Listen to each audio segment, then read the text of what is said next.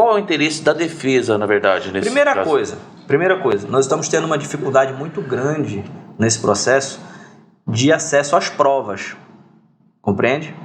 E uma defesa ela só pode se estabelecer, no caso, quando nós temos um acesso completo às provas, né? Os réus eles foram interrogados, o juiz interrogou todos esses réus sem que eles conhecessem tudo. O Ministério Público, depois que eles foram interrogados, apresentou dizendo que existem mais 3 investigações que estavam secretas. Mas como assim? Exatamente. O Ministério Público apresentou o laudo também, comprovando a tortura do Amarildo. E ele tinha isso em mãos há 11 meses. E como é que a defesa está alegando isso? O que está acontecendo nesse processo? A gente não consegue falar com nossos clientes, Paulo. Os presos estão em presídios federais. Uns estão em Catanduvas e os outros em Campo Grande. 2 em Campo Grande e 1 em Catanduvas, no Paraná. Por que deles estarem em presídio federal? Mídia, política. Eles nunca saíram da região de Tabatinga, no interior do Amazonas. Porque eu acredito que o presídio federal ele é direcionado a chefes de facções criminosas. O próprio juiz no processo disse, numa declaração, quando eles estavam sendo ouvidos, que eles não precisavam nem estar de algema, porque eles não eram perigosos.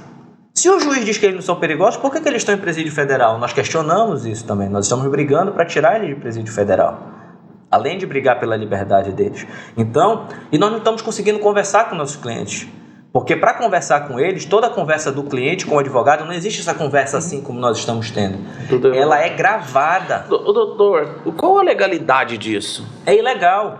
Nós chamamos a OAB, o Conselho Federal da OAB, para participar. Foi instaurado um procedimento, porque o Conselho Federal não instaura diretamente, ele manda para os estados.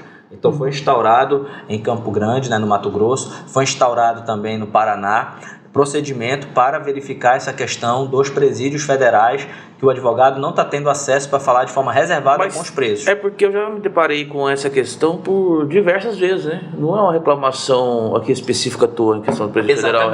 A grande maioria da advocacia criminal tem essa reclamação, né? E só que nós temos essa percepção da legalidade. Só que o caso, como ele é midiático, como ele tem um certo impacto na mídia, nós também estamos utilizando essa circunstância de estar na mídia para poder denunciar algo que está acontecendo não é só com nossos clientes, mas com todos os advogados.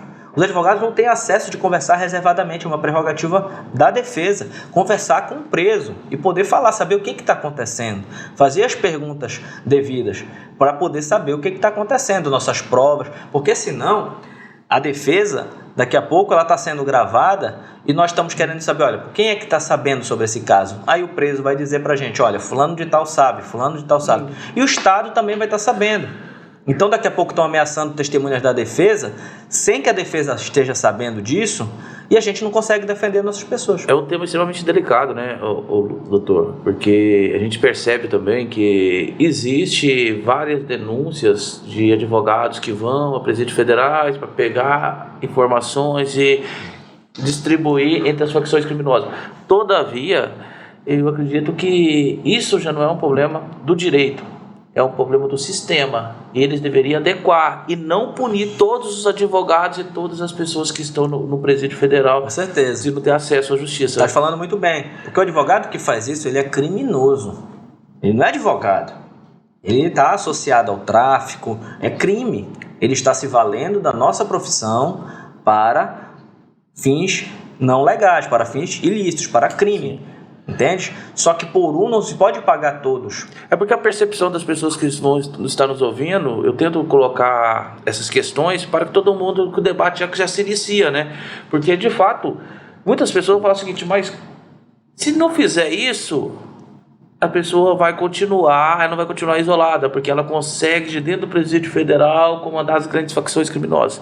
Ok, mas em questão legal, é o que você está dizendo.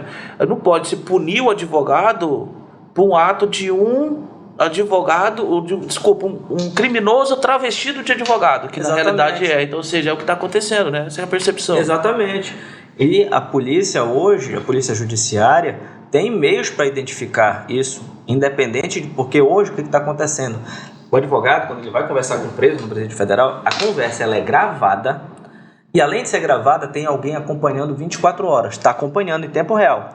Se o advogado fala qualquer Tem coisa, leitura labial, as câmeras com a publicidade. ou ouve, ou o preso fala alguma coisa que seja dúbia, que gere dúvida, que seja estranha, o agente interrompe e diz o seguinte: o que está vendo aí? O que vocês estão falando?